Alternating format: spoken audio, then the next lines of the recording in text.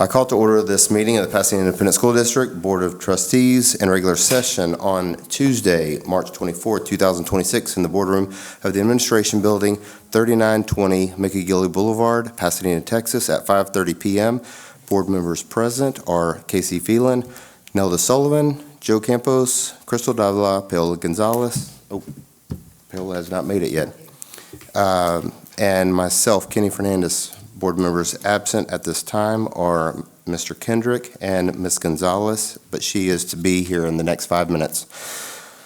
Let the records indicate that a quorum of board members is present, that this meeting is duly called, and that notice of this meeting was posted in accordance with the Texas Open Meetings Act, Texas Government Code Chapter 551. At this time, we invite you to stand, remove your hats if you are wearing one, and for the invocation and pledges, the invocation will be given by Mr. Campos, and the pledges by Ms. Davila. All right, let us pray. Heavenly Father, we come before you this evening, Lord, with gratitude for the opportunity to serve our community and its children, Lord. We thank you for the gift of Jesus and the resurrection. We ask that you bless our time together this evening. We pray that you open our eyes to see, our ears to hear, and our hearts to receive, Lord. Grant us wisdom and clarity in all of our decisions, and may you guide our thoughts, our words, and our actions to best serve our schools, our students, and our community. We pray that you bless and protect our educators, our staff, students, and their families, Lord, and we pray that as we draw near to you, Lord, that you draw near to us. We also pause to lift up the men and women in uniform, watch over our troops, and bring comfort and peace to their families, Lord. It is in Jesus' precious name that we pray. Amen. Amen.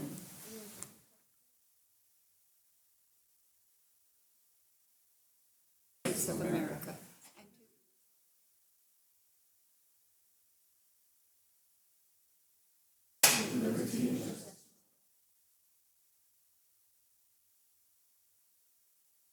I pledge allegiance to thee.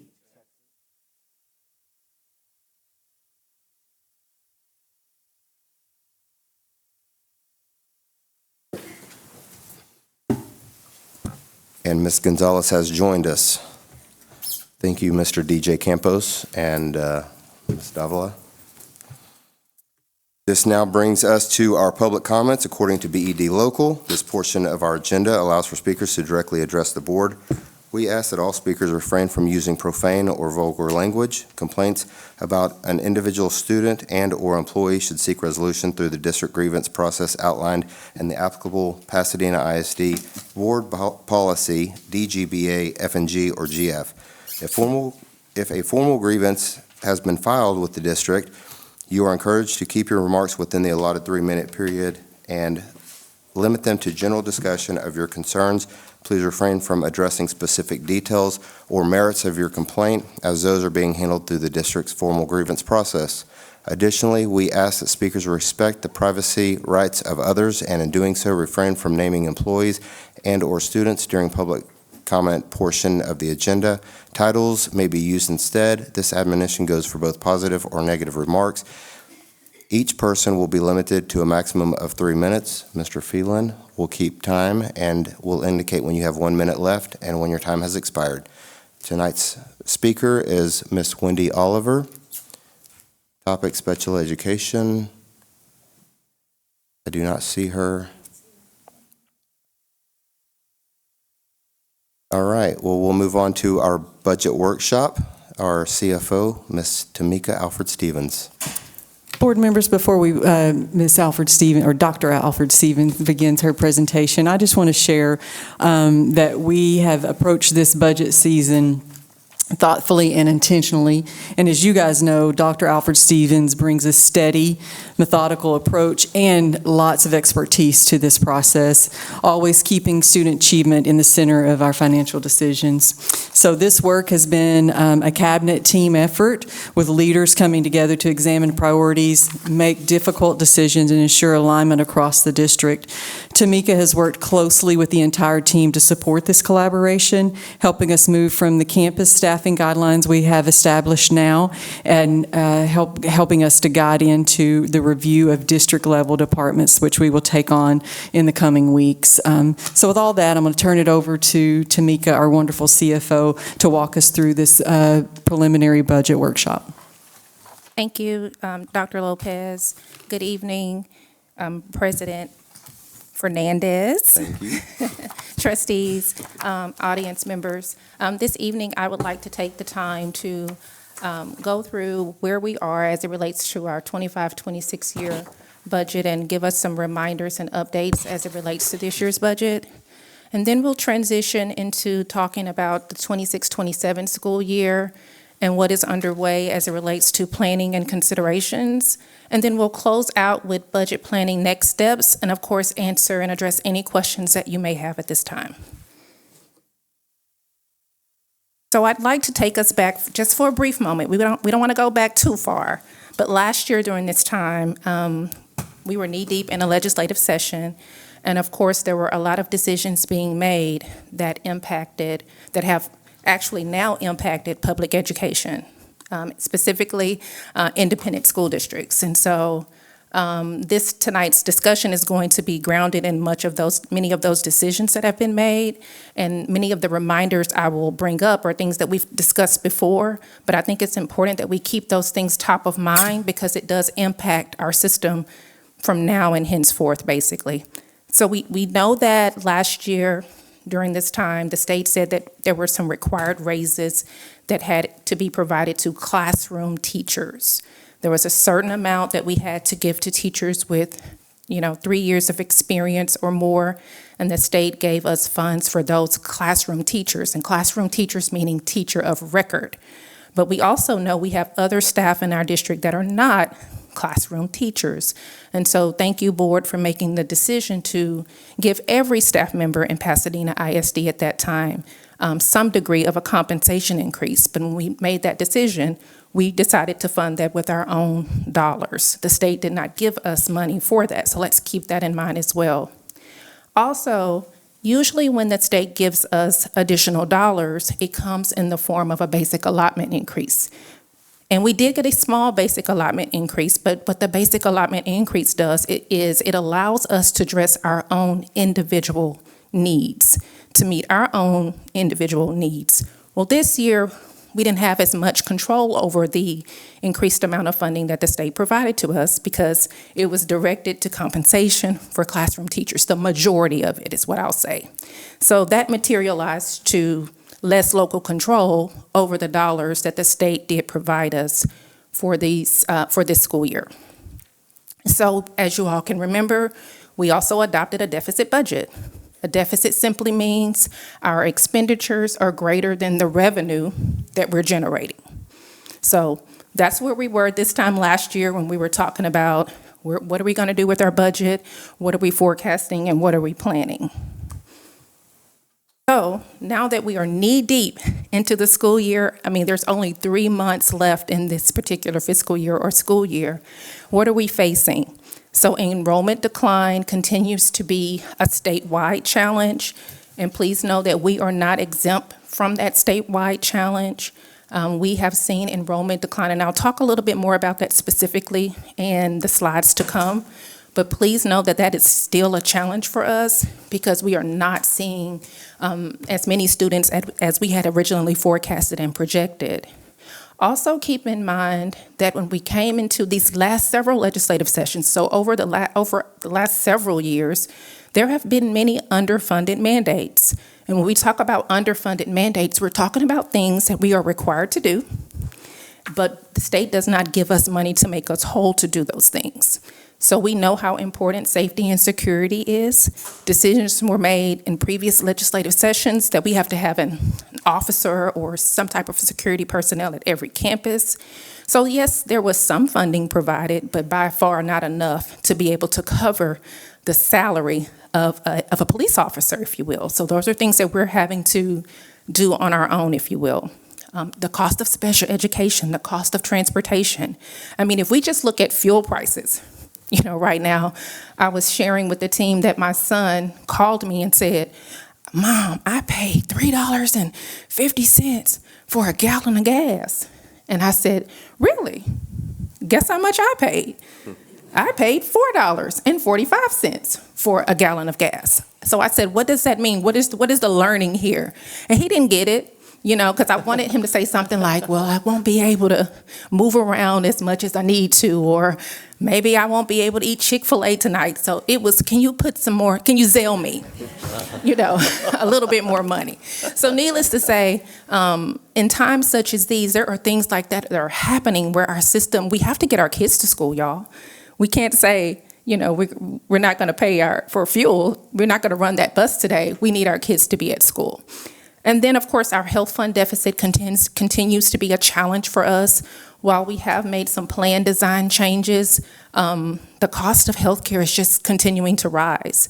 Prescription drugs, all of the different things that you can think of as it relates to what it costs to run a business, because we are a business in many ways.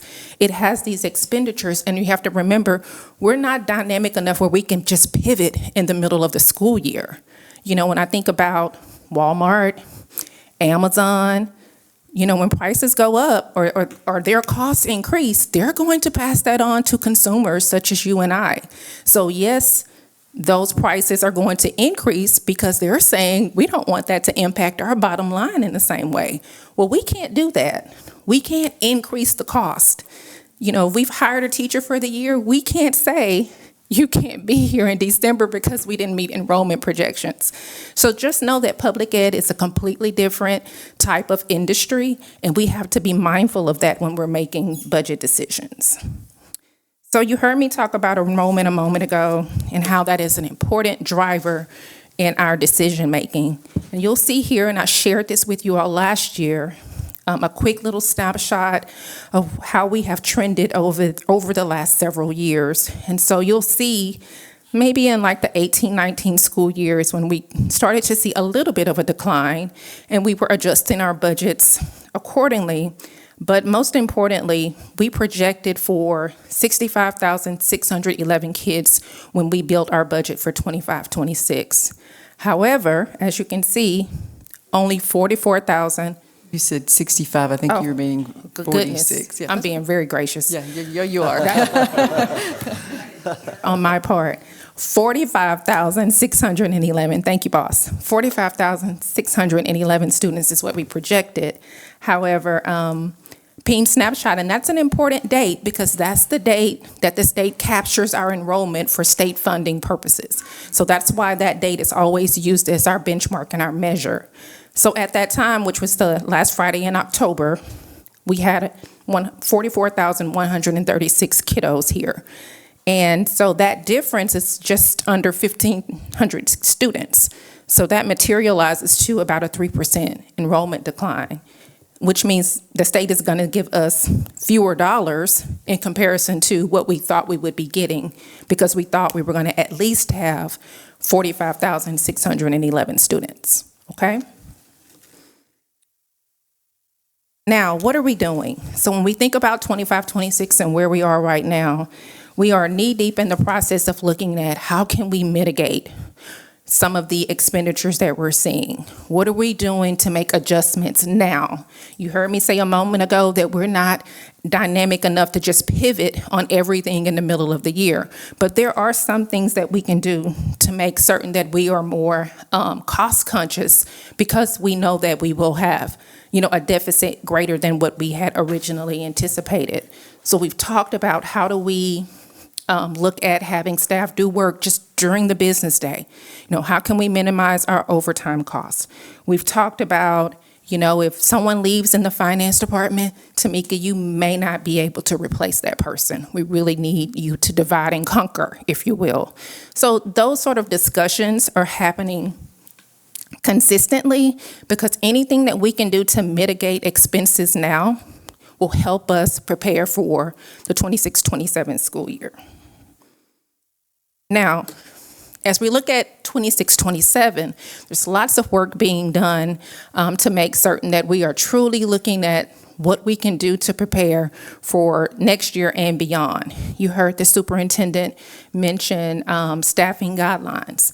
That's been an important part of our conversation because we started with our campuses because we know that they need to know early what decisions are going to be made in response to our new reality, which is enrollment decline. And we need to make sure that our staffing levels mirror what is happening with our enrollment decline. And with our budget being, with our payroll being 87% of our budget, y'all, that's normal in many ways. I mean, most budgets, in most school district budgets, I should say, 85% or more of it is going to be in people and staffing and payroll.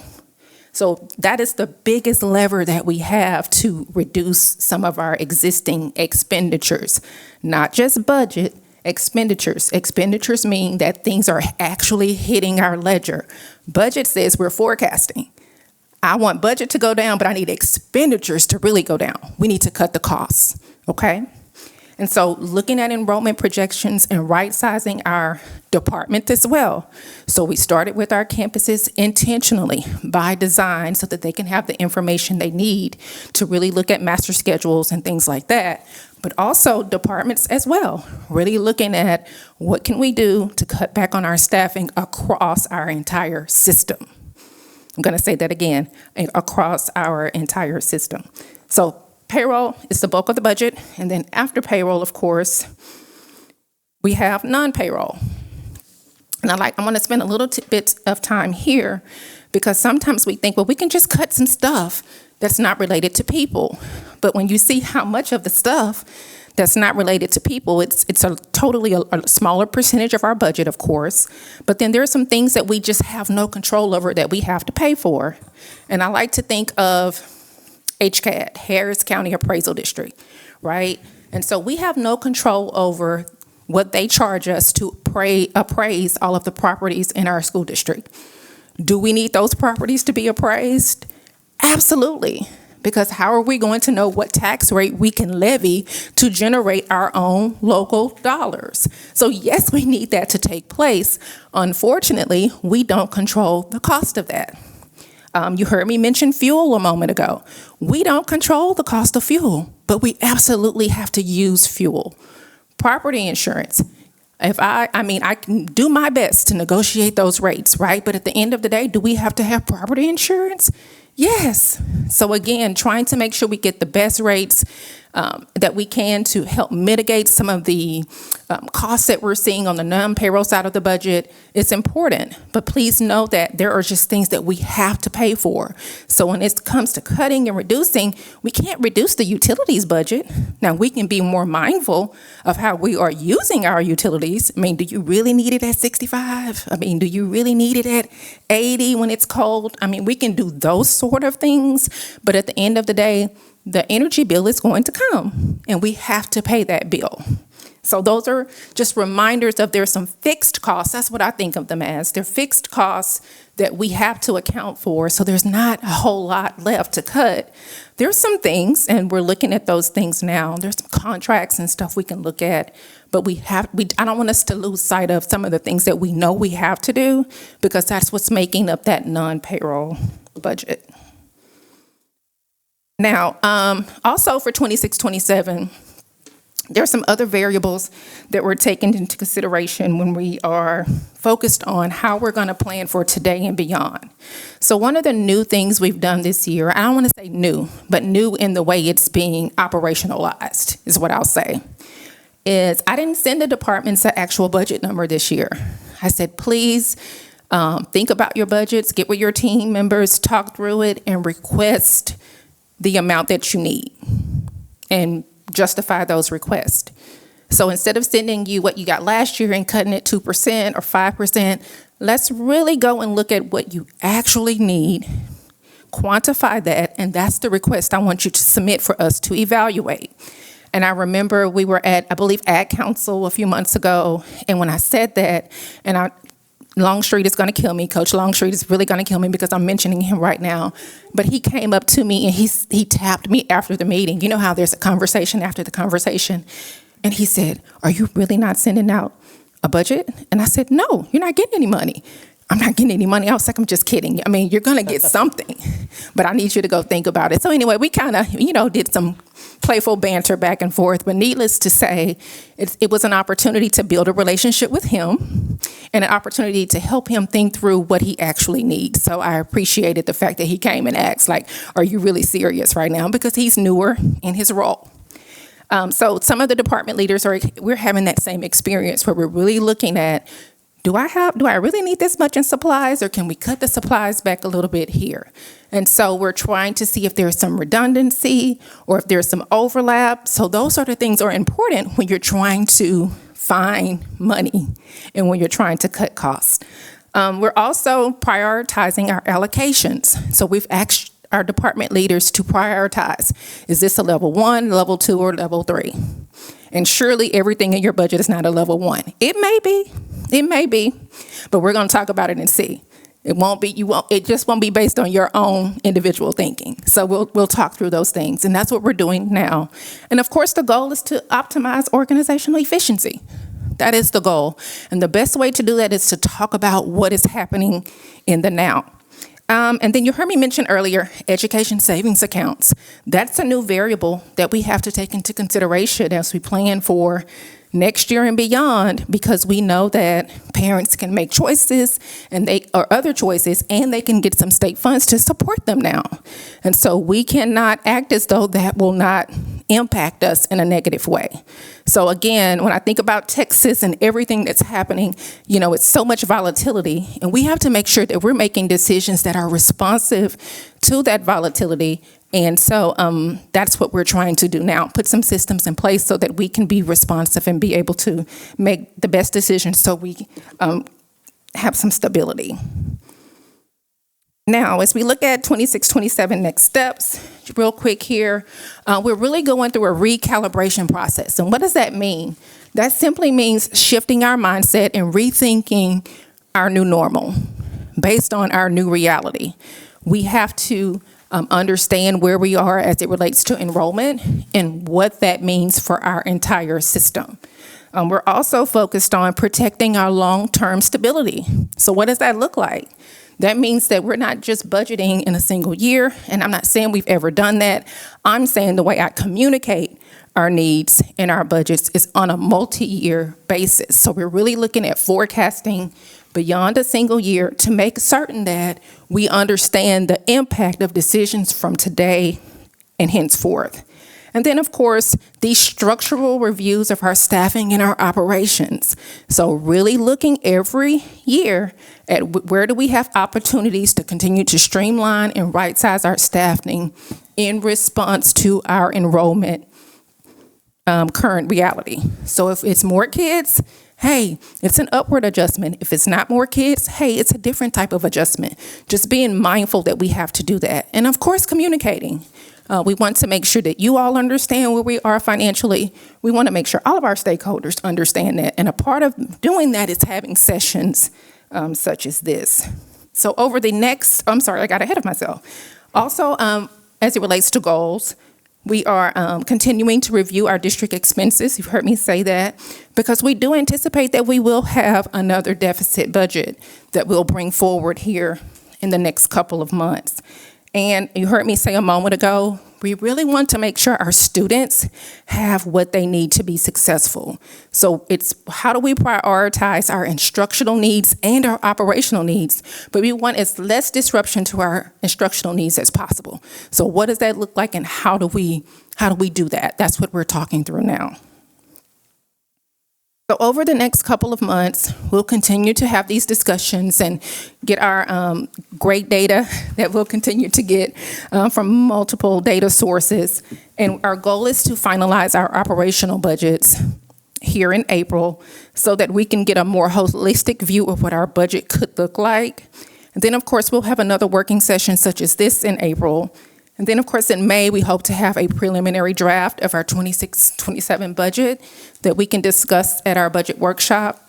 And then, as a reminder, in June, we'll have our budget adoption process, but we'll also have other iterations and drafts of the budget at a workshop, of course, and then be ready to prepare a proposal for you all in June before July 1st, because we have to have our budget adopted before July 1st.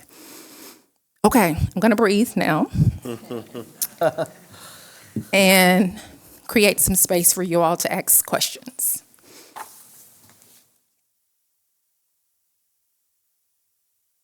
I have a comment.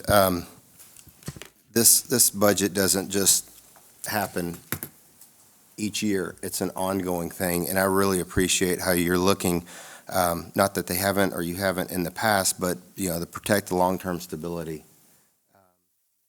We've got a lot of things, a lot of moving parts, and I don't like to point fingers, but when the state doesn't come in and pony up the money that they've promised for years, or they promised in years past, it's really, it puts it back on us. And you and I have talked about this, and I feel like the state's kind of trying to cripple public education. You might not say that, Dr. Lopez might not say that, but it's been very difficult for us to get through this.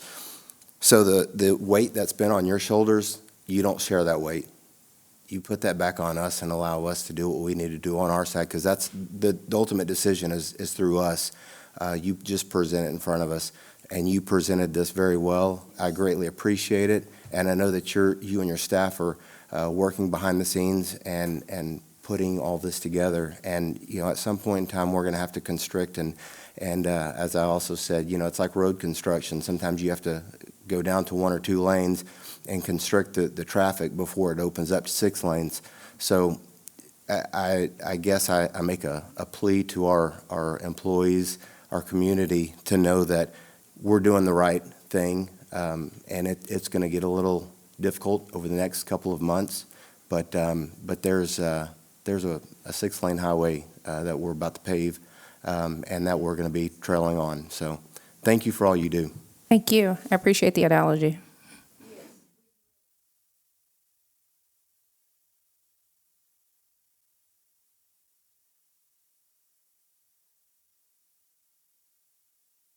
District is so important to this.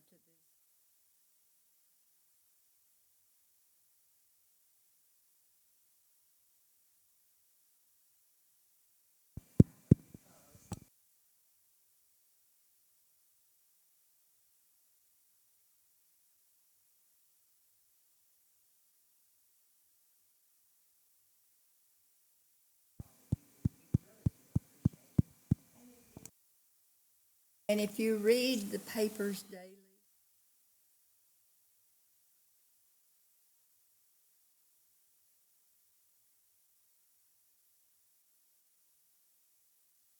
Thank you, Ms. Sullivan. If there's not other questions, do you want to have your team stand up so we can just recognize them? Absolutely. I Please was stand up. trying to wait till everybody finished. If you'll please stand. Thank This is you, the thank you, budget thank you. finance team.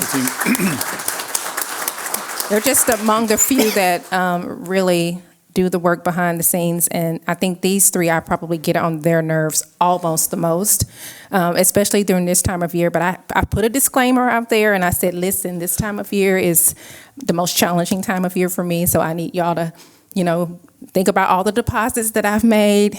The withdrawals come out, I should still have a credit balance. Is that right? They're not going to say anything different in front of y'all. But no, I do appreciate each of you and the work that you do to support me, and especially support this district. So thank you all. the recent rodeo.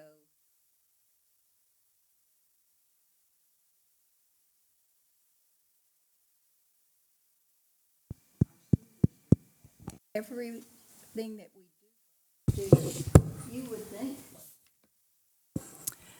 Channel 11 did such a fantastic job of portraying the programs that are provided for our students and how our students excel. They went to the lengths of giving the dollar amount of awards. I mean, it was fantastic. And when you think the general public is seeing this, why they do not in their minds get how important it is to provide the funds to educate these kids to be as successful as they are. It's a wonderful opportunity, but for some reason, they've not grasped it just yet. But I really did appreciate that, and I think all of the positive comments that we can get towards our district just enhances our ability to serve our students. I agree. Marketing, and we've been really intentional about how we market our schools now, so I think that's going to help us as well. Okay. Thank you all. Thank you, Tamika. Thank you. All right, so now we adjourn to closed session pursuant to Texas Government Code Section 551.071, 551.072, 551.074, and 551.076.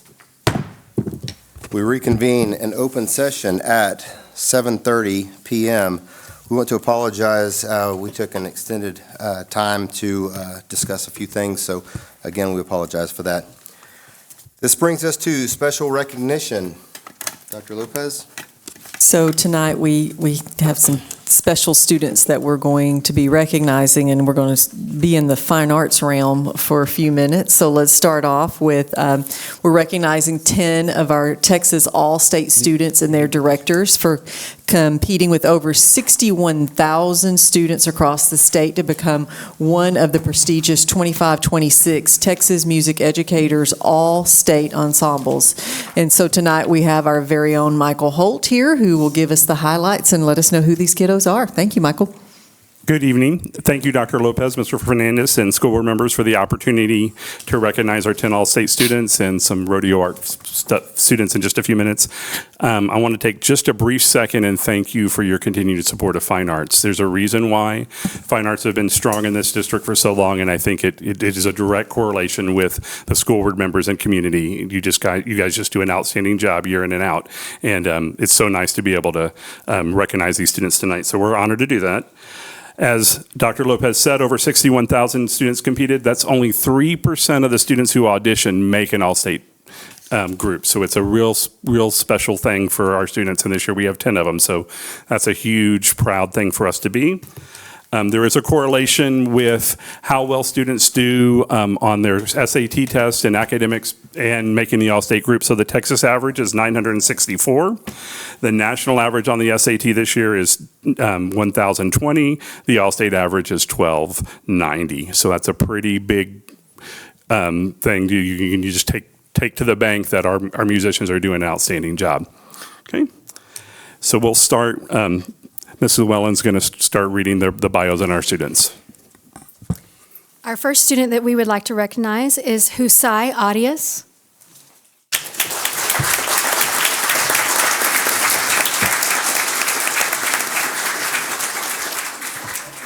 Senior in the J. Frank Dobie High School Varsity Chamber Orchestra under the direction of Angela Badon, Stephen Payne, and Tam Dong.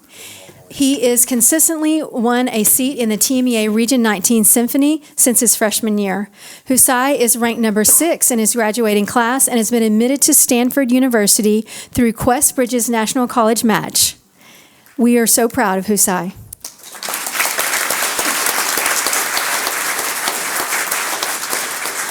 Next, we have Mark Breland from Pasadena High School.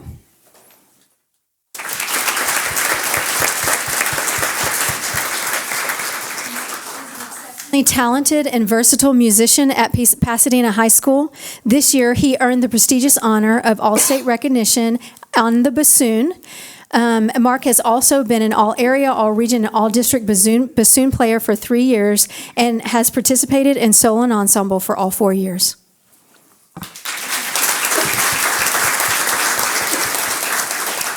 Next, we have Brian Dow from Pasadena Memorial High School Orchestra.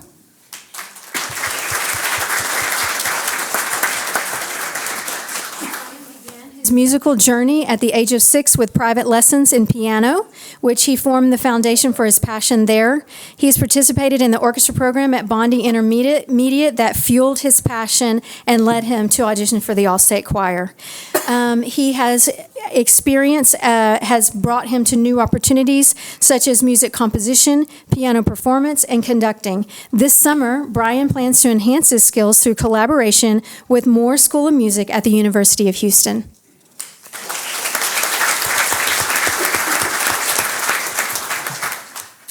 Next, we have Rangel Guzman from Pasadena Memorial High School Choir.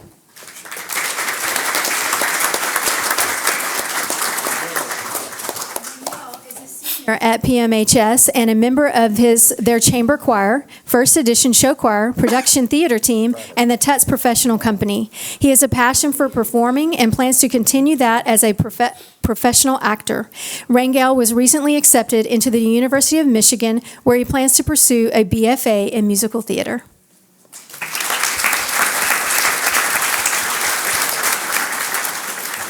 Santiago Lopez.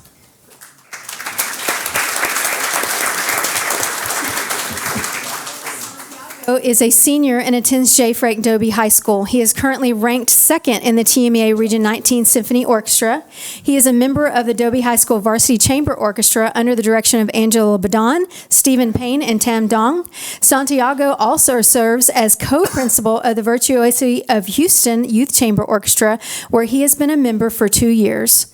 He is the private student of Dr. Bing Wei.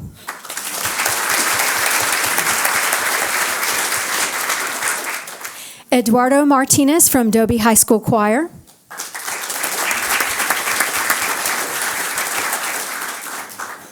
Eduardo has been a choir member at J. Frank Dobie for 4 years. He has earned Division I ratings at Soul and Ensemble and was a member of the 25-26 All-State Choir. He is also a member of the HGO Bauer Family High School Voice Studio, was a finalist at the Schmidt, Texas Regional Competition, and was selected recently, won the High School Vocal Music Excellence Scholarship at Bay Area Choruses The Voice Competition. He plans to attend the University of Houston Moore School of Music next year and major in vocal performance.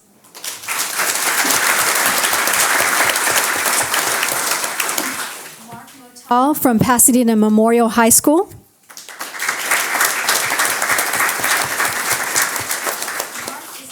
At Pasadena Memorial High School and a proud member of the varsity choir, chamber choir, and also a 2-year member of the All-State Choir.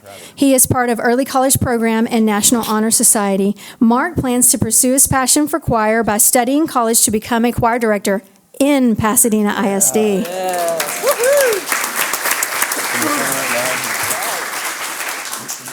Kelvin Wynn, Dobie High School Orchestra.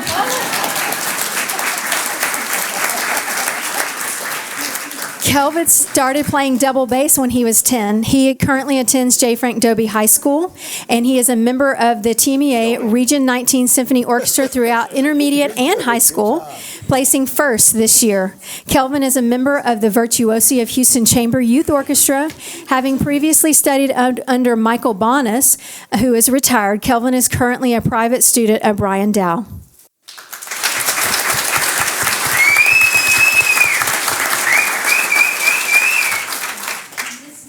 Rangel from Pasadena Memorial High School Choir.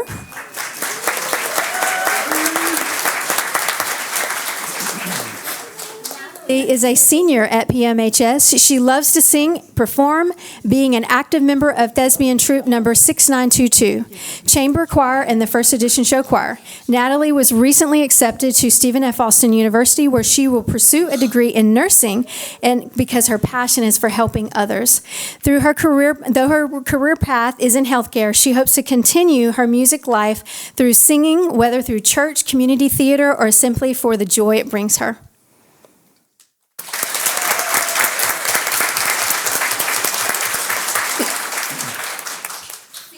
Villarreal from Dobie High School Orchestra.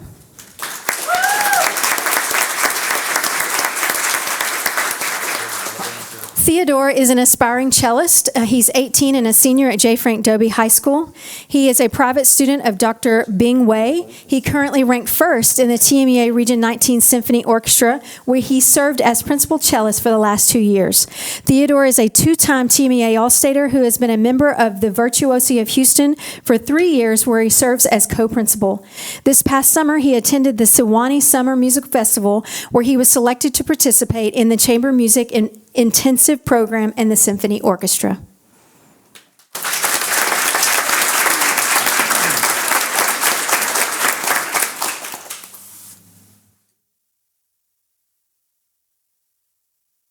And while they're getting their pictures made, we know that this doesn't happen just by chance. We know there's some directors out in the audience and teachers that have helped them along the way. So if you're one of these students, teachers or directors or administrators, if you'll please stand up so we can recognize you.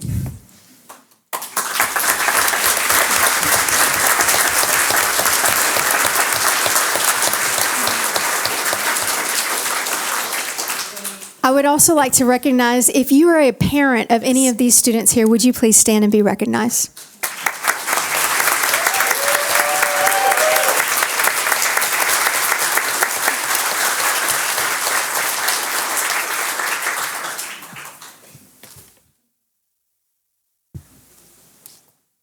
So that's just one small taste of fine arts, and let's get going on the next area. So tonight, we would like to recognize our Houston Livestock Show and Rodeo Art Auction winners.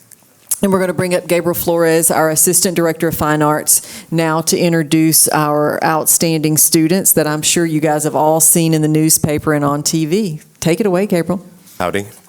Dr. Lopez, esteemed board members, the past few weeks have generated an excitement across our district as well as social media and news channels, instilling a sense of pride in our school community. The Houston Livestock Show and Rodeo hosts one of the largest and most competitive art contests in the nation. 200,000 entries from 150 public and private school districts submit their artwork each year. From that group, only 90 are selected to participate in the live auction. Our phones have been ringing nonstop with media stations and city officials wanting to congratulate and hear this story in person. This achievement brings recognition and honor to our district, and we estimate to have generated over 800,000 views, comments, likes, and shares throughout social media. The title of Grand Champion represents the best of the best. Nothing in visual arts education tops this award, and it's what every art teacher and their students strive for each year. It serves as an inspiration to art students who dare to dream big. The Grand Champion artwork shattered records at this year's art auction, selling for $525,000, nearly twice what last year's winner sold for. It is with great honor that I present to you the 2026 Houston Rodeo Art Contest Grand Champion, Joshua Washington.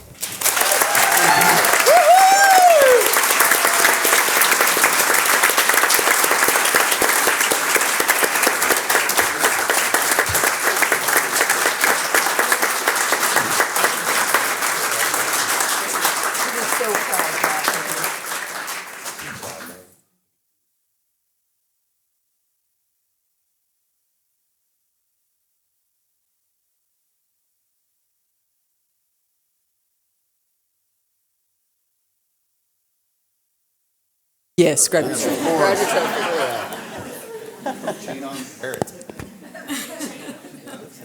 It's okay if you Just don't have the put it down. certificate. Get the Put it down. trophy. You're good.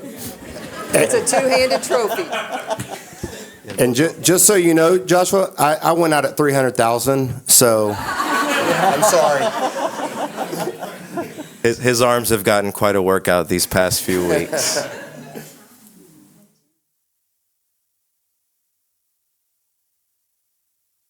Okay, stay right there, Joshua. Give me a second.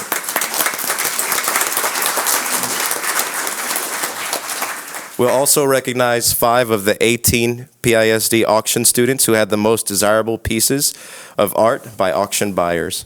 With Lot 3, class champion from South Houston High School selling for $60,000, Kate Tello.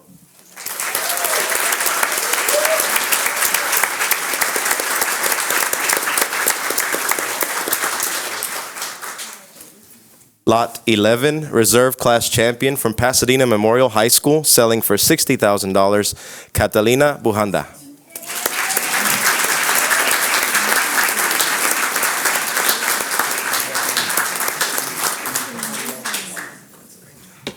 Lot 19, class premium from Memorial High School, selling for $55,000, Priscilla Guevara.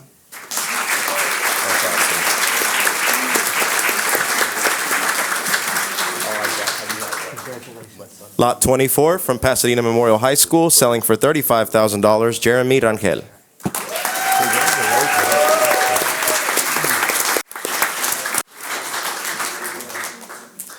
And because our elementary kiddos are just as talented as these high schoolers, Lot 60, Elementary Class Champion Premium from Pomeroy Elementary, selling for $37,000, of fourth grader Sophia Reyna.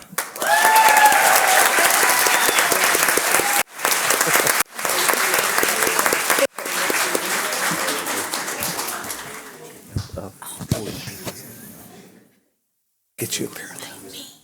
A total of 18 students participated in the live auction, including 12 from Memorial High School, 2 from Sam Rayburn, 2 from Dobie High School, and 2 from South Houston High School. Pasadena ISD students sold their artwork for a combined $1,050,000.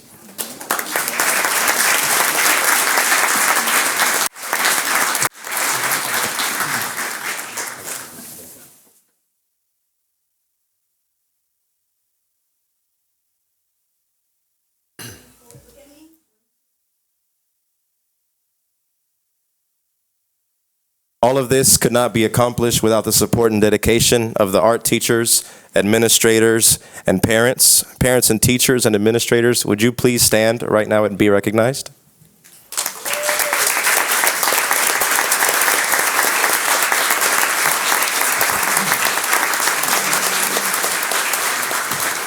Thank you for allowing me to recognize these talented students tonight.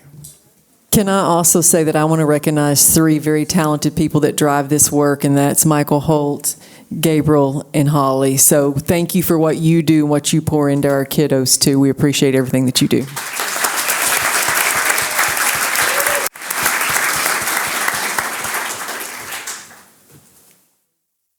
And just so you know, this isn't the original, so don't walk off with the $525,000 replica.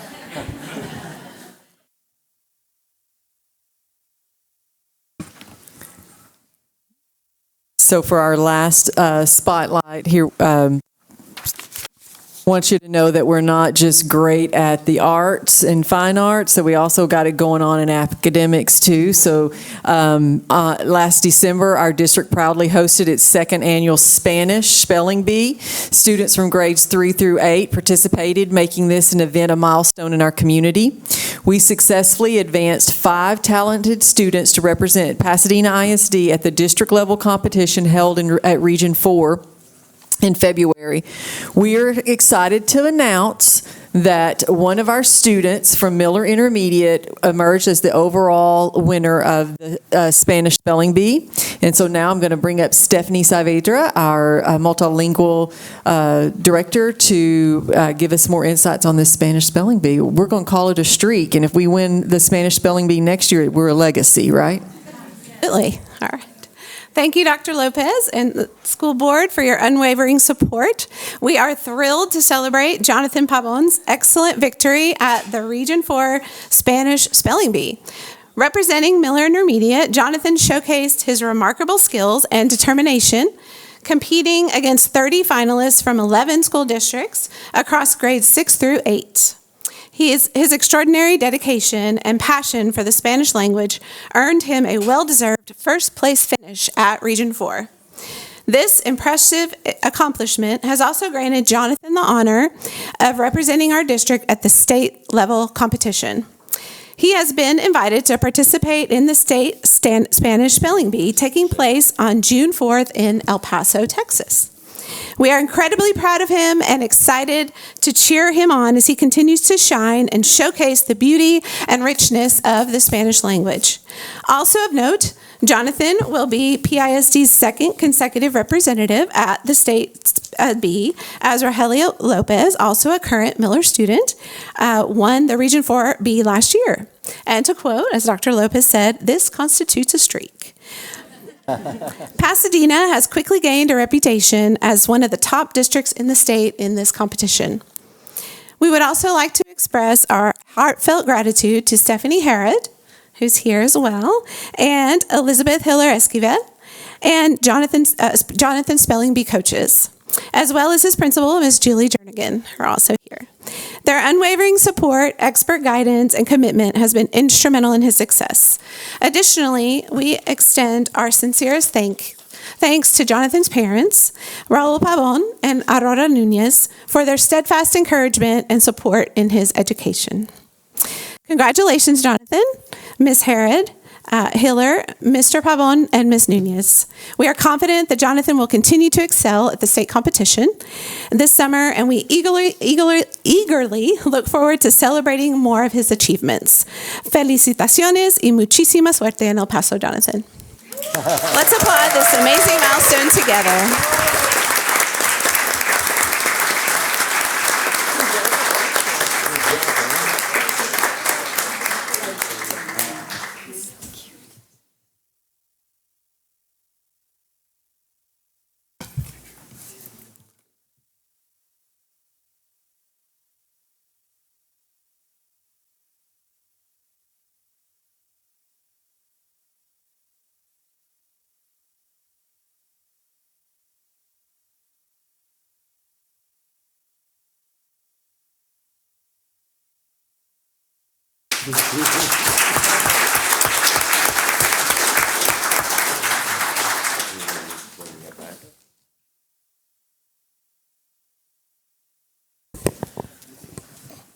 Dr. Lopez, I know that that was a lot, but there's no more, is there?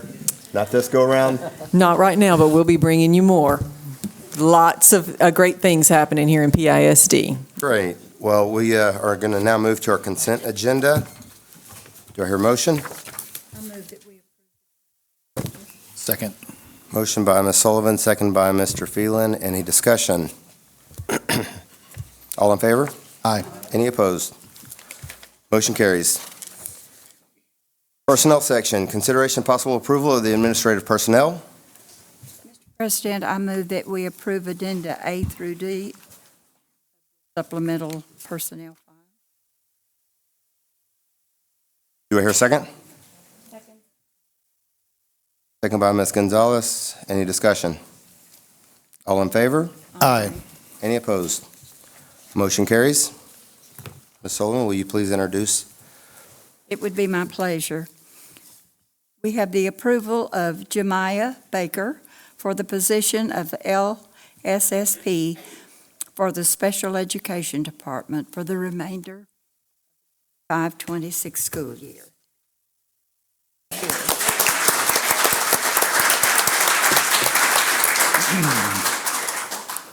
Congratulations to you. We're excited. And do you have a guest with you tonight?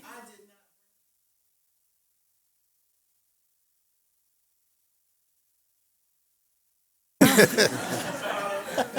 just me, and I'm very glad to be We'll say that they're here in spirit, all right? here. That's right. Congratulations. Let them know how proud of you that we are, and just, we look forward to all the great things you're going to do in this district. And it's from Nina Balboa. There she is. Congratulations. She's been approved for the position of a diagnostician for the Special Education Department for the remainder of the 25-26 school year.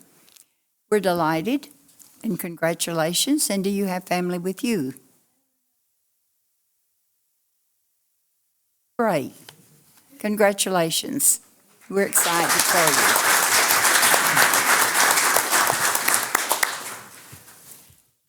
Juan Barrera with us. Congratulations, Mr. Barrera.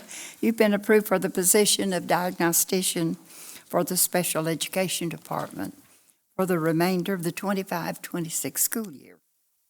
And do you have family with you?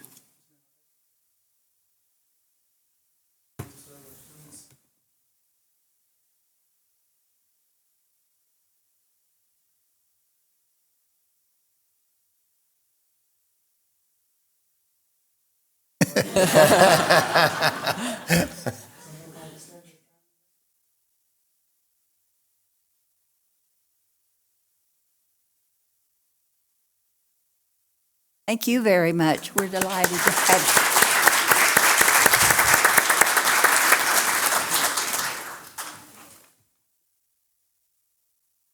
And is Tracy Washington with us tonight?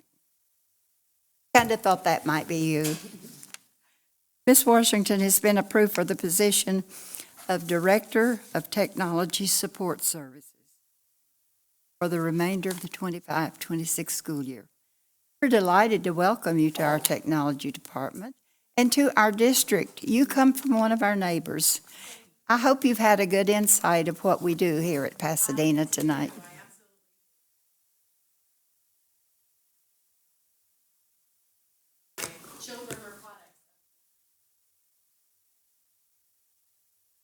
Right. And did you bring family with you tonight?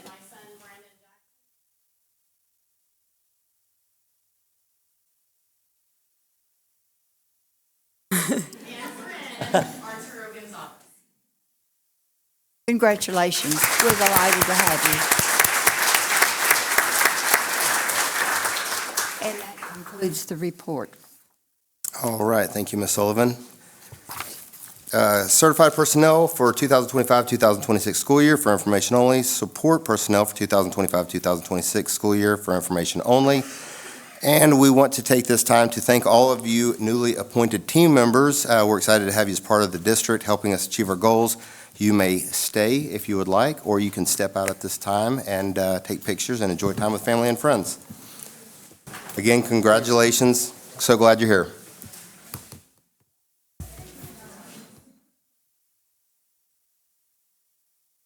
Tony, that's who you thought.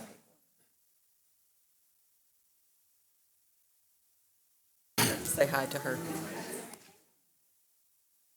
As soon as I saw her, I recognized her.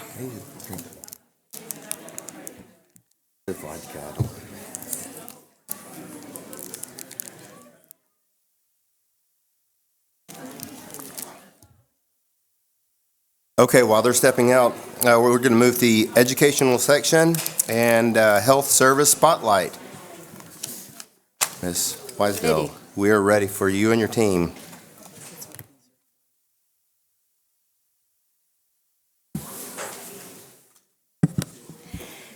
Good evening, Dr. Lopez, Mr. Fernandez, and the rest of the board. We really appreciate this time you've given us in your busy schedule so we could tell you a little bit about what we do in health services. Our mission and vision are simple. We want to be able to provide the best health care by the best nurses to the best kids. That's all we're looking for. When you look at what's going on in health, the black line is our enrollment. I came to this district 13 years ago, and when I came, there were 9 children with type 1 diabetes. This isn't the kind of diabetes you get from bad diet. This is genetic and environment. Today, there's over 151. The numbers are skyrocketing. Why is that so important? If you make a mistake with insulin, a child can die. At the same time, asthma, which is the highest chronic disease among children in the United States, accounts for the most absenteeism. We went from about 200 kiddos to over 2,000. Seizures as well. Everything is going up, although our enrollment is going down. And this isn't unique to Pasadena. Kids in the United States are just not faring well when it comes to health. Speaking of chronic disease management with our students, our health services team strive to provide high-quality care for a high-quality learning environment. One example of all 3 pillars of our strategic plan that health services encompasses is just an event that just happened on Monday at one of our high schools that I'd like to kind of give you some insight as to how this goes. The only way we can achieve this high-quality care is through continuing training and education for our students, our staffs, and our nurses. One example of this is during passing period at one of our high schools. A student and his friend were walking to class, and he tripped and fell, and landed on his face. When he stood up, he had blood on his face. His friend said, you need to go to the nurse. We're going to the nurse. He said, no, I'm fine. I'm going to go ahead and go to class. And his friend said, probably not. His other friend joined him. They helped him, started walking to the nurse. And he hit the ground and started having a seizure, this student did. So one of his friends, luckily, had attended one of our first aid and stop the bleed training classes and immediately went into action. He didn't wait for a teacher to tell him what to do. He didn't ask for permission first. He knew that with a seizure, time is of the essence because that's what we train. So he rolled his friend onto his side and it called 911.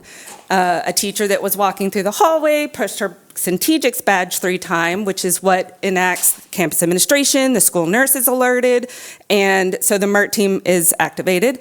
Everything happens seamlessly thanks to this ongoing training, professional development that health services can provide.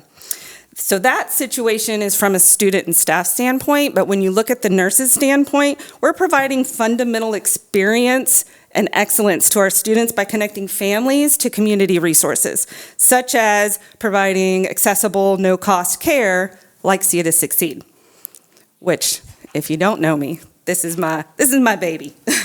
One key initiative that directly aligns our mission and vision with the district strategic plan is See to Succeed. We are in our 13th year with providing this program to all of our students.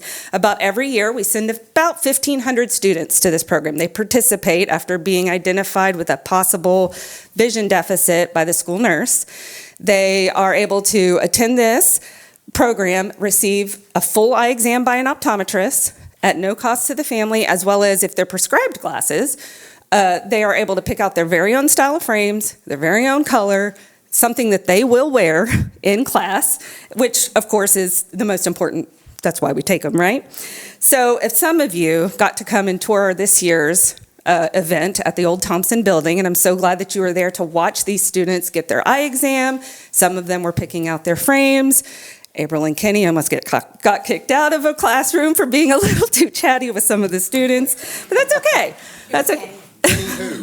Kenny who? But often these eye exams uncover other underlying health issues that has led then to the vision deficit. So that's why this is so important. 80% of learning is visual. If you haven't heard us say that, we say it probably 15 times a school year. This program directly impacts the academic achievement of these students, and these doctors will often find what they call urgent referrals, which means they call the parent right there, within 24 hours, they are urged to go see a doctor for this underlying health condition that they discovered through their eye exam with the doctor. So to be on the campus when these glasses are delivered is priceless. These kiddos' eyes, their whole face structure, their body changes when they look in the mirror putting on their glasses. So I'm going to show you a quick little video of just 2 of the 1,425 students that we took this school year, and you can see their reaction. I am going to apologize, you oohing and awing in the background. I just couldn't contain myself.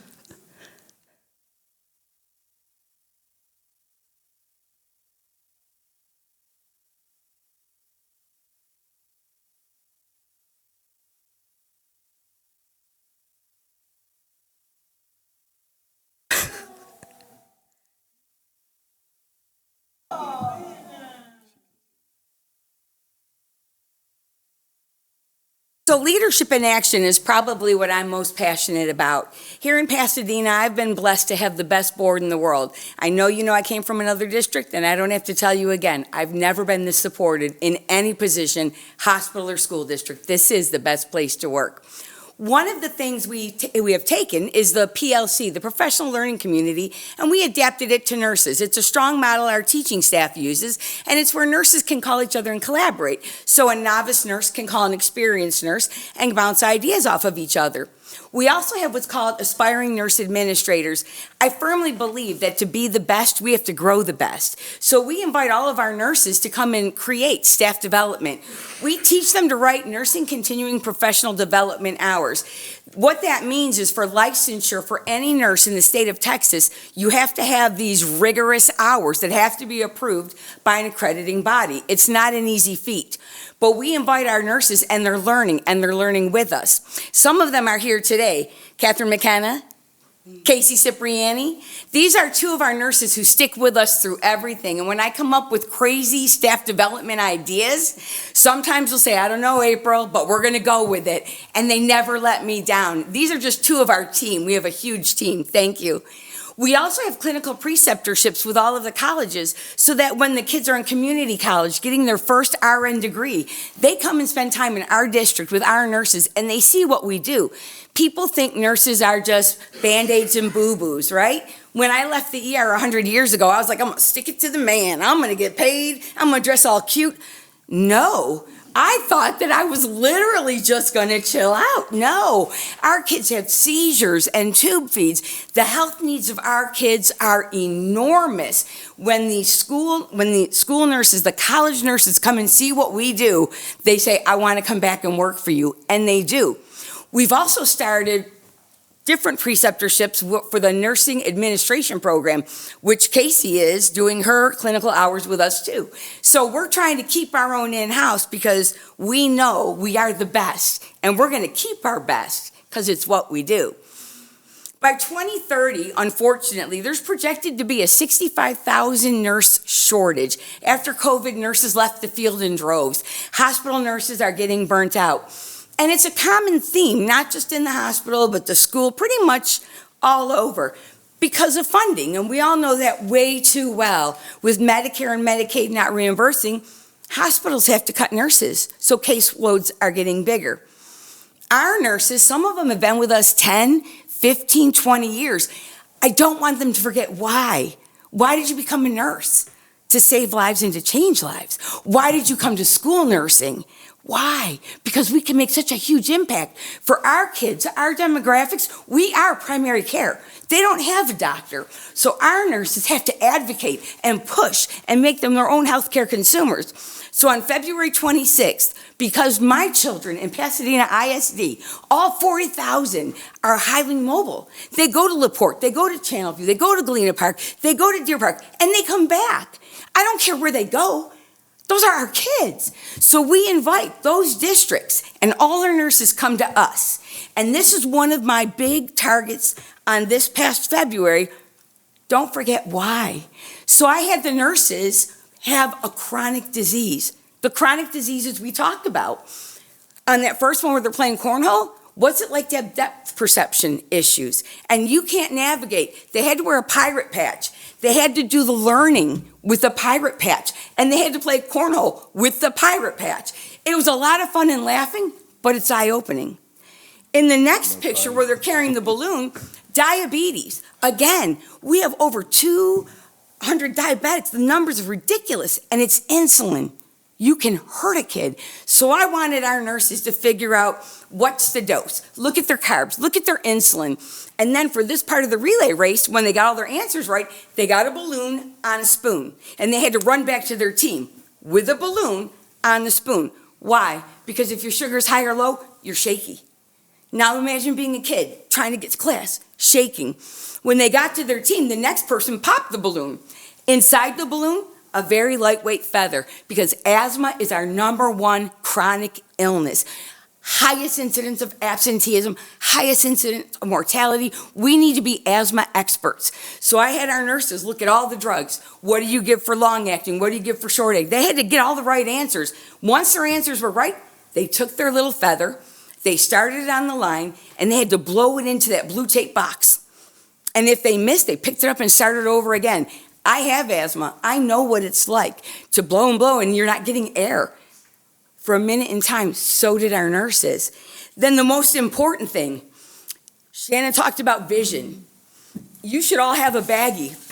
And in your baggie, for those of you in the audience, on the right side of the screen, those are the instructions that the board members are to follow and that the nurses had to follow to get out of this room. There was education. They had to read the education, they had to answer the questions, and then when they were done, they got the activity. And so imagine if you're sitting in a classroom and you really want to be here, and you really want to graduate, and you want to go to college, but that's what you see.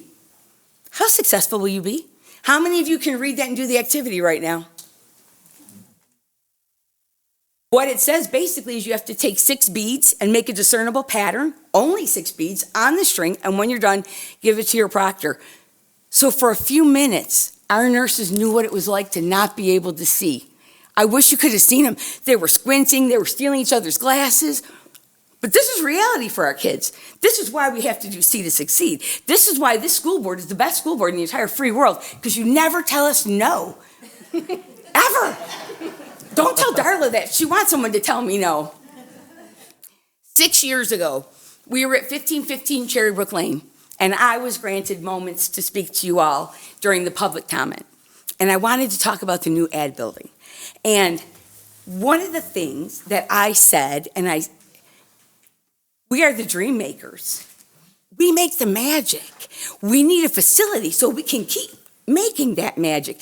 I don't care about budget. I don't care about money, because we're going to be okay, because everybody in this room puts kids first. And so, with or without budget, we're going to make some magic happen. And with your continued support, I don't have a worry in the world. Thank you. Thank you, April. Can we get April some public speaking training or something? Well, I was going to tell you to step up to the mic, but you never stopped. didn't. So Well done. We rehearse, and they said they were making everyone rehearse. I think they were They lied worried. to you. Well, okay, so we do have a question, but Shannon, I don't know how you ever follow that, but you did a great job. It's really hard. You did a great job. It's a full-time job, I tell you. But Ms. Sullivan did have a question. Our nurses in our schools, RNs or LVNs? They are all RNs. And for those of you in the audience who don't understand the difference, an LVN is a nurse who goes to a program that gets a certificate. They're highly trained. They can do a lot of things, but they can't do full head-to-toe assessments. They can't write care plans. A lot of surrounding districts, when budget got ugly years ago, went down to LVNs. This district has never wavered. Our kids deserve the best health care, and this board has always given it to them. Thank you. Thank you.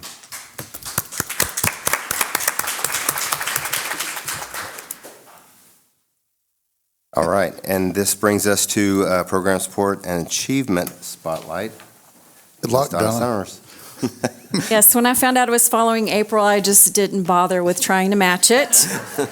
I promise you I'm as passionate as she is, I just wear it differently. We know. Okay, as long as you know.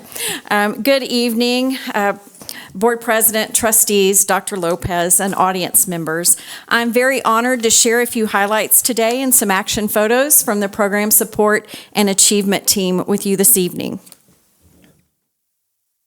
This team is comprised of 6 exceptional teams that serve in uniquely impactful ways. All 6 teams represent some of the most dedicated, passionate, brilliant, service-minded professionals that I've ever had an opportunity to work with. They are innovators, problem solvers, and true lifelong learners who elevate the work of everyone around them, me included. I also wanted to share that they are not individual teams. They all function together. Really, this picture should be an overlap. They have different names, but every one of them helps the other team, and they all help teams across the district, of course. But just so you have the names of the teams with the faces, they're separate, but they definitely do not function that way. In program support and achievement, we believe in something very simple. We don't just support programs, we support champions, and those champions change lives. Our teams could not do any of this work without partners across the district, so things like our nurse support, maintenance and operations, curriculum and instruction, all of those help us get the job done because work for student success is shared. Our teams also work directly on campuses. Specifically, we have 30 parent and family engagement coordinators who serve 57 campuses and offer direct support to families of more than 29,000 students. We have 17 behavior response team members who support all 68 sites, providing positive behavior intervention training, small group sessions, and individualized support. And our ACE after-school program serves students at 10 campuses. Every one of those numbers represents an opportunity to make a difference. When we talk about the strategic plan, our team advances the district commitment to excellence by providing targeted practical assistance that strengthens academics, social emotional learning, and enrichment opportunities. As an example, our parent and family engagement team hosted 2,000 parent learning sessions and recorded more than 79,000 touch points with our parents. The behavior response team partnered with campuses to model exemplary intervention strategies. Our student assessment and research and evaluation teams supported informed decision-making by establishing systemic, clear systems and giving actionable insights to educators that let us adjust instruction student by student and standard by standard, which has been a long-coming approach for Pasadena ISD. Together, these efforts strengthen the instructional excellence students experience every day. In addition to supporting excellence, we also expand access to opportunities by offering learning that is accessible, meaningful, and timely. ACE after-school programs do exactly that by providing experiences students may not have otherwise, sparking curiosity, building confidence, and keeping learning going long after the final bell of the day. But opportunities don't just happen at school in the classroom. It happens when educators, families, and community members have access to learning as well. Our department provides hundreds of critical training, including guidance on federal programs, data coaching, behavior supports, and numerous family-focused supports to build confidence, expand skills, and strengthen connections between our staff, our families, and our campuses. Opportunities also mean providing essential needs for our family. Our teams partner with organizations across the community. This is just a few. And they provide food, clothing, crisis support, ESL and literacy services, mental health resources, and early child care. From Backpack Buddies to the Child Development Center to our CIS crisis specialist, our teams work together to ensure students and families are supported in every season of their life, not just academically, but through the everyday challenges that affect learning and well-being. We are extremely grateful for the community partnerships and district departments that make this level of support possible. Supporting experience means creating positive, fun, and engaging environments. Our teams help campuses intentionally create these environments where students and families feel valued and excited to learn. We work alongside campuses to strengthen climate and culture, supporting best practices that promote belonging, consistent expectations, positive interactions, and welcoming spaces for every parent and every student. This focus on the campus experience deepens relationships, builds trust, and ultimately leads to better student outcomes. The program and support team live the leadership in action mission every day through the hands-on ways they serve, support, and lead across the district. And these are just a few examples. The ACE student program hosts the DZ Lobo Market, which hopefully you've heard of if you haven't been stopped in traffic for the line. They took on the task of expanding food resources to weekly access for students and families, and do that every Friday now as a team. The BRT group led a collaborative effort aimed at creating positive cultures and supporting students as they navigate life. This was a full Saturday conference of learning for teachers and staff. The Parent and Family Engagement Dream It, Plan It, Earn It conference was an opportunity for middle and intermediate school families to learn about high school, career, and college planning, as well as emotional support strategies. And we lead statewide organizations in leadership and assessment, research, and evaluation in federal programs, where anytime we're in the room, we get notified that you are Pasadena ISD. How do you do what you do? And I'm very honored anytime we hear how that happens. And that, of course, happens because we have a school board that supports us, a school board that promotes all the things that are important to students and families and the community.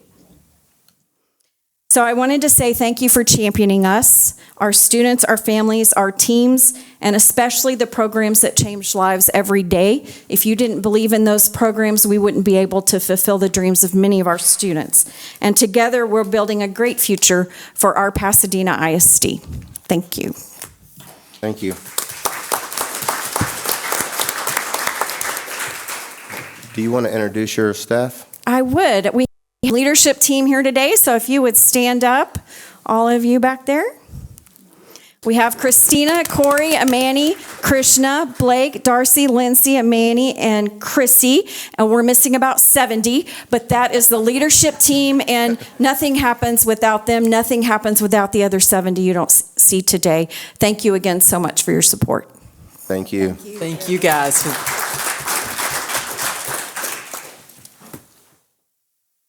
You know, you guys keep saying how supportive we are of you, and I think Casey always made this comment, which is, you guys make us look good, and we appreciate it because it takes a whole lot of work for some of us to look better than others. So this brings us to continuing the education section, consideration possible approval, authorizing Donna Summers to act as the superintendent's primary request approver designee for approving staff requests, also referred to as submitting requests to TEA, for access to one or more TEA web applications accessed through Texas Education Agency's login system, TEAL. This authorization is valid from May 1st, 2026 to April 30th, 2027. So moved. Second. Motion by Mr. Phelan, second by Ms. Sullivan. Any discussion? Board members, someone asked me, how long has Donna Summers been doing this? And I asked her today, and I think she said since the beginning of time. So she's been doing it for as long as anyone can remember. And so she does it very well, and so we're grateful for her. Thank you for your support. All in favor? Aye. Any opposed?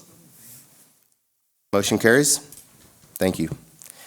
Consideration and possible approval of the Pasadena ISD Extended Year Program for Summer 2026. So moved. Motion by Ms. Sullivan, second by Ms. Davila. Any discussion? All in favor? Aye. Any opposed? Motion carries. Consideration, possible approval of and ratification of the interlocal agreement with Galveston ISD for the use of facilities in the amount of $250. So moved. Second. Motion by Mr. Phelan, second by Ms. Sullivan. Any discussion? All in favor? Aye. Aye. Any opposed? Motion carries. Thank you, guys. Consideration and possible approval of Bondi Intermediate 8th grade U.S. History students to travel to Washington, D.C. and New York City from March 4th, 2027 through March 10th, 2027 for an approximate cost of $2,800 per student. So moved. Motion by Ms. Davila, second by Ms. Sullivan. Any discussion? Point of interest.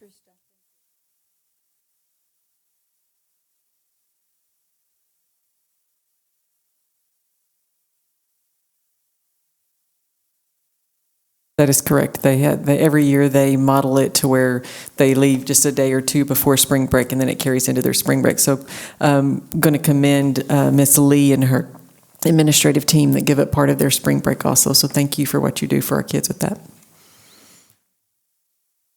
Any other discussion? I know that this just happened this year. I haven't seen any pictures, but I look forward to some pictures on that. And I think this is a great opportunity for these kids to do this each year, and I appreciate the fact that you are putting this to Bondi and to our students. Thank you. All in favor? Aye. Any opposed? Motion carries. Thank you. We now move to student achievement. For information only, please make sure you take a look at all these accomplishments of our great students in Dr. Kirk Lewis Career and Technical High School and also Pasadena Memorial High School. Go ahead. If I might say so. Yes, ma'am. I think we're so district to have for these students.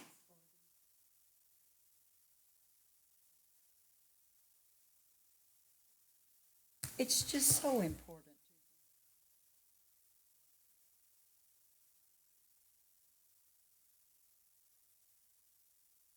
Agree. Yep, it definitely keeps them engaged. Thank you so much. This moves us to our financial section. Consideration possible approval of budget amendments for February 2026. So moved. Second. Motion by Mr. Phelan, second by Ms. Sullivan. Any discussion? All in favor? Aye. Any opposed? Motion carries. Now moves to the operations section. Consideration possible approval of construction contract with M. Scott Construction, Inc., MSC, for the 2022 bond plumbing upgrade at Sam Rayburn High School project in the amount of $2,710,000. So moved. Second. Motion by Ms. Sullivan, second by Mr. Campos. Any discussion? Board members, we have Michael McCashlin here. He's going to be the project manager. So just want to make you guys aware. Michael, raise your hand. Thank you. I thought that was a memorial shirt at first. All right, thank you. Any other discussion? All in favor? Aye. Any opposed? Motion carries. Thank you. Consideration and possible approval of the allowance expenditure authorization, AEA number 15, for the 2022 Bond New Bailey Elementary School Replacement Project in the credit amount of $2,678. So move. Second. Motion by Mr. Campos, second by Ms. Sullivan. Any discussion? All in favor? Aye. Aye. Any opposed? Motion carries. Consideration possible approval of the allowance expenditure authorization, AEA number 001, for the 2022 Bond CTE Culinary Arts High School Project at Sam Rayburn High School, South Houston High School, Pasadena Memorial High School, and Dobie High School, in the credit amount of $17,550.26. So moved. Motion by Ms. Sullivan, seconded by Ms. Gonzalez. Any discussion? So I guess the kitchen.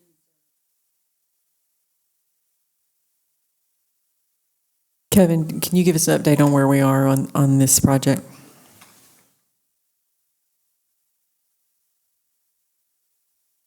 Is that one working?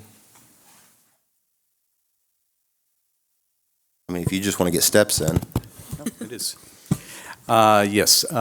Actually, M. Scott, Michael McCashlin's, his company is actually doing the culinary arts, so this is their second project. So we're thrilled that they're working on this one.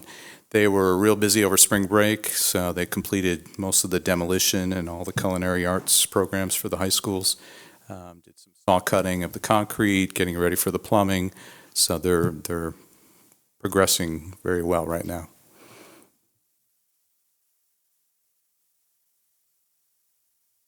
Correct. Any other questions? Thank you. Thank you, Kevin. Thank you, sir. All in favor? Aye. Aye. Any opposed? Motion carries. Consideration possible approval of the final change order number 01 for the 2022 Bond Domestic Piping Replacement at South Houston Intermediate School Project in the credit amount of $11,548.87. So moved. Motion by Ms. Sullivan, seconded by Ms. Gonzalez. Any discussion? All in favor? Any opposed? Motion carries.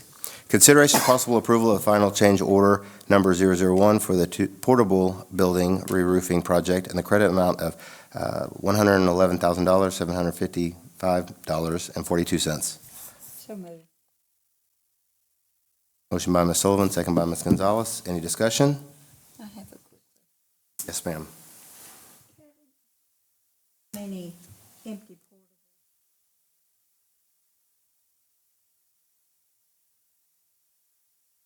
Don't have that approximate number, but it's quite a few district-wide. Yes. We'll get you that number. We'll get you that number of what we got. Thank you. All in favor? Aye. Any opposed? Motion carries.